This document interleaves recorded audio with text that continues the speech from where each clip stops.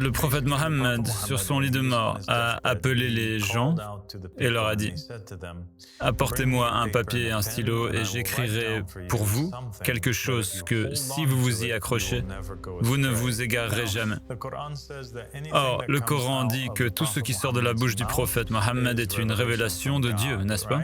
Le Coran dit « Tout ce que le prophète vous donne, prenez-le, et tout ce qu'il vous interdit, abstenez-vous-en. » Ainsi, tout ce qui vient du prophète, ses ordres et ses commandements habituels, est identique aux paroles du Coran. Dans les deux cas, leur source est l'inspiration divine.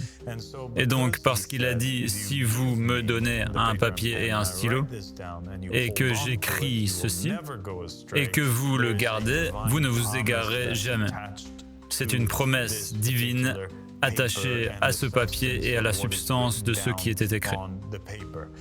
Le papier et sa substance sont une protection contre l'égarement.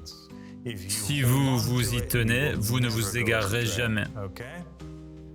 D'accord? Donc, qu'est-ce que le prophète a écrit sur son lit de mort? D'autres récits précisent que ce qu'il a écrit sur ce papier était la liste de ses successeurs qui devaient venir.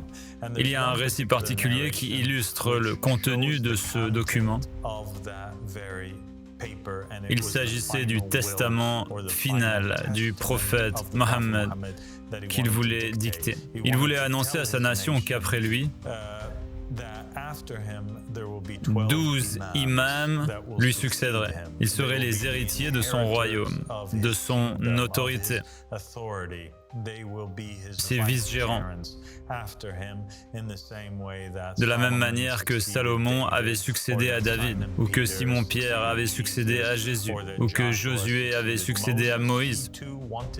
Lui aussi voulait désigner son héritier légitime dans ce document.